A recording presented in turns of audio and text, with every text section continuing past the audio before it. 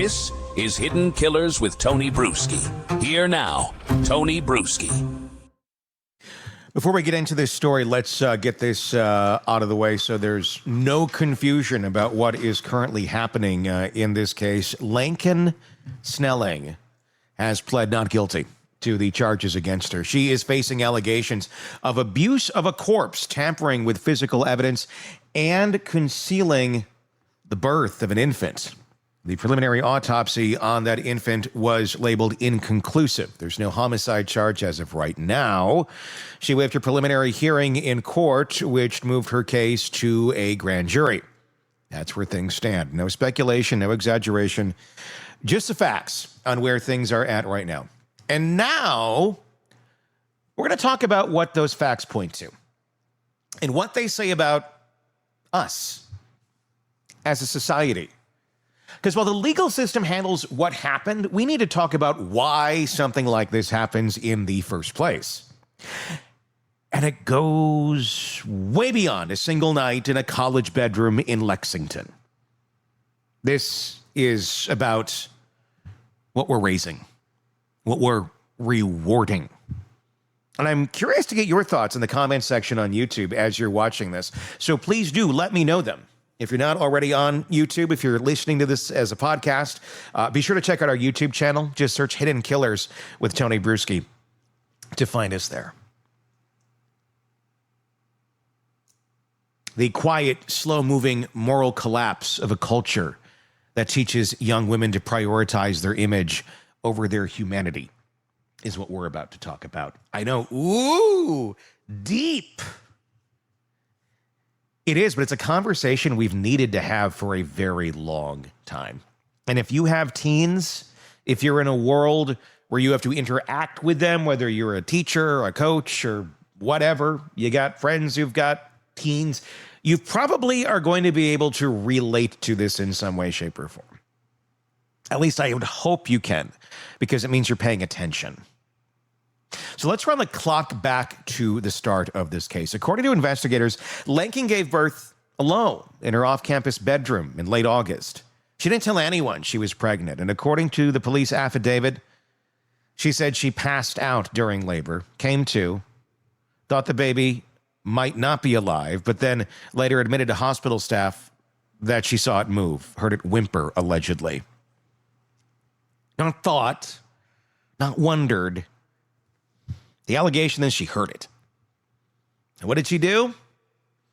She allegedly wrapped the baby in a towel, put it in a black trash bag, placed that bag in the closet, and carried on with her day. You know, any other day. Took a shower, got dressed, ordered food, drove to the student clinic. And here's the part that just burns. Didn't go inside. She sat in the car and turned around. It's not panic. It's calculation. And when the police got her phone, according to them, they found photos she had taken during labor. Like, during labor. You know, like you do when you're in labor, taking selfies. And then deleted. They found search history about how to hide a pregnancy, how to cover it, how to control it, allegedly. This isn't chaos. This isn't a flailing girl in shock. This is someone who knew on some level that what she had just done couldn't be seen. Because if it was seen, it might crack the shell of who she pretended to be. And she couldn't let that happen, now could she? Why? And this is pure speculation. But here's what it feels like when we really take a deep dive and try to understand what the hell is going on here.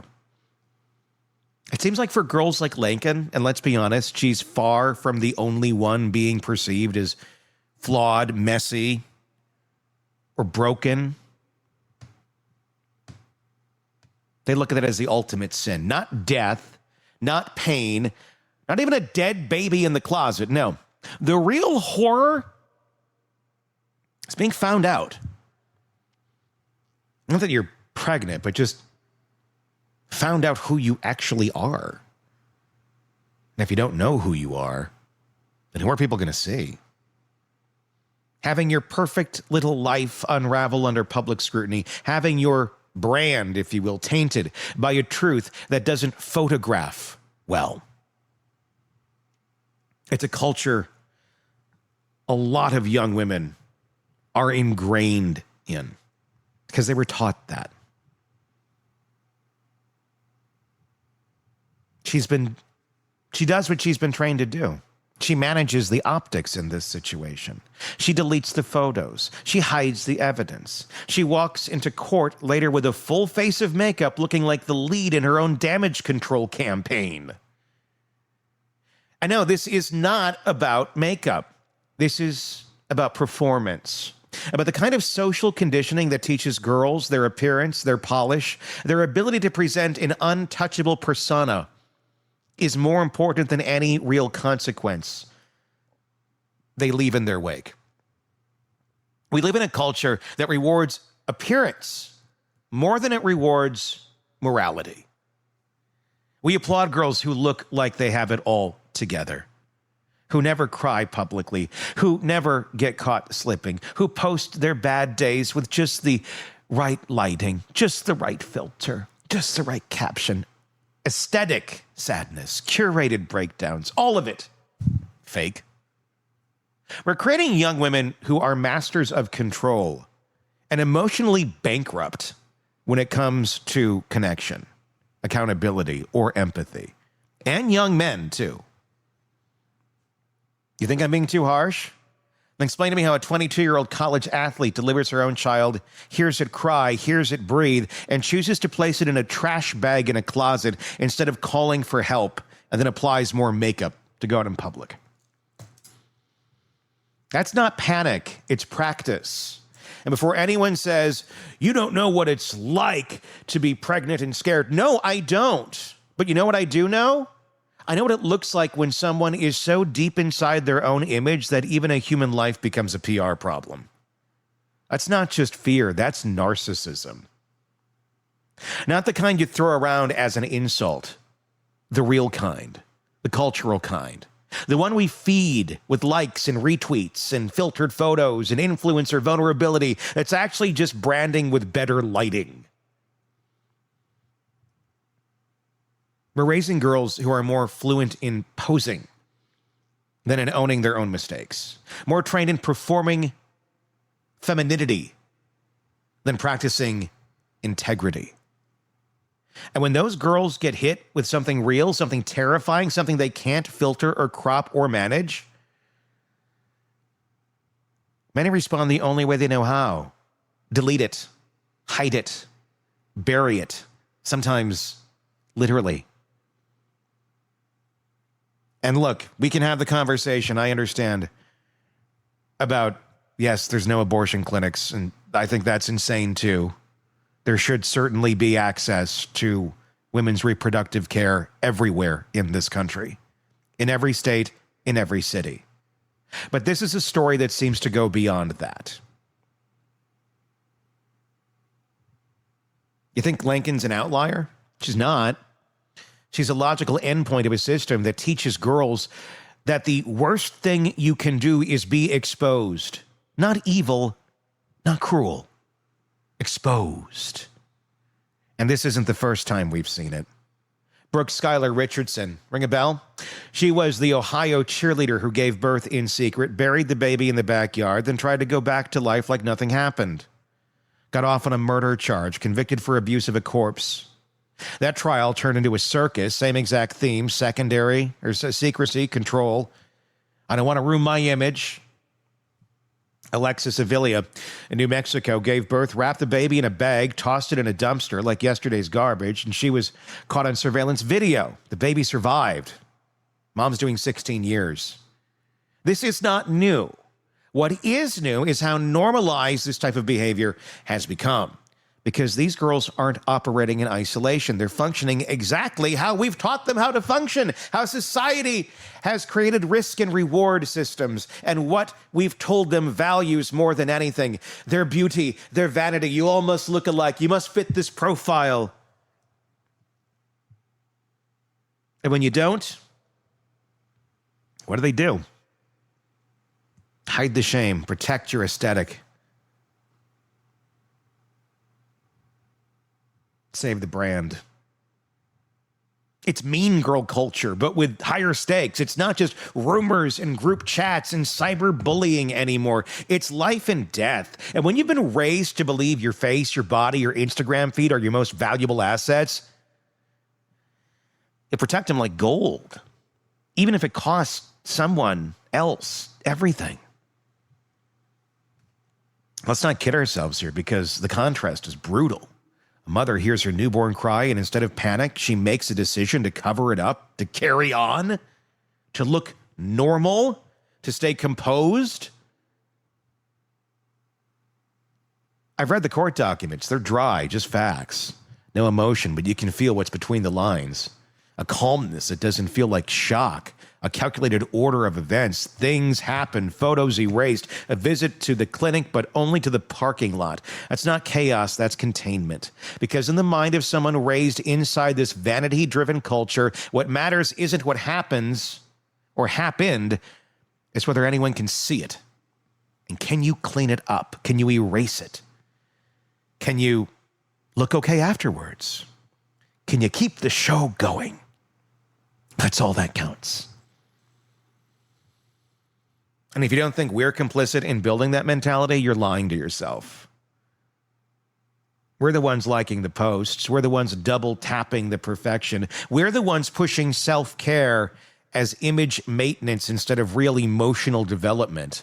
We're the ones raising girls who think asking for help is weakness and getting away with it is power. We are reaping what we've sown. This isn't a fluke. This is a warning. Now, look, I'll say it again so it's crystal clear. Laken Snelling is innocent until proven guilty. There is no homicide charge yet. The autopsy is inconclusive. The grand jury will decide what happens next, and if anything changes, we'll let you know. But the cultural part of this, the part that has nothing to do with courtrooms and everything to do with who we are, we don't need to wait for a verdict. Because that baby ended up in a closet.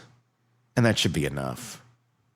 This is the moment where parents, coaches, friends, teachers, everyone who touches the lives of young women need to stop asking, how do we protect her reputation? And start asking, have we taught her to value a life more than a like? Because if we don't fix this now, we're going to keep seeing these stories. We're going to keep raising girls who are experts in posing, but empty on the inside. Girls who know how to style a breakdown, but not how to survive one. Girls who don't even flinch when they make the worst decision of their lives because the camera is still rolling and they're trained to look good in the wreckage. You want to change it? Then start saying this out loud. Your image isn't your identity. Your perfection isn't what makes you lovable. Your mistakes don't ruin you. But covering them up might. I'll say this too. You ever find yourself in a moment you can't handle? Tell the damn truth. Call for help. Cry. Break. Be messy. Be real. People will show up, hopefully. Because if we don't start offering that as an alternative, then girls like Laken Snelling will keep choosing silence, secrecy, control, an appearance that they believe they have to keep up because they've been conditioned to think that is normal and healthy since they could pick up a phone.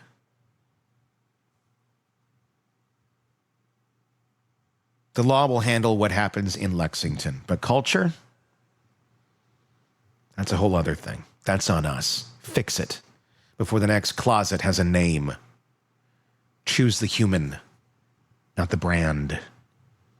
It's a lesson for all of us in our social media-centric society where image is more important than reality. Give me your thoughts in the comments section. on YouTube. If you're not already there, search Hidden Killers with Tony Bruschi to find us. And leave us your thoughts. Be sure to press subscribe while you're there as well. Until next time, I'm Tony Bruschi. We'll talk again real soon. Want more on this case and others? Then press subscribe now and don't miss a moment of true crime coverage from Tony Bruschi and the Hidden Killers podcast.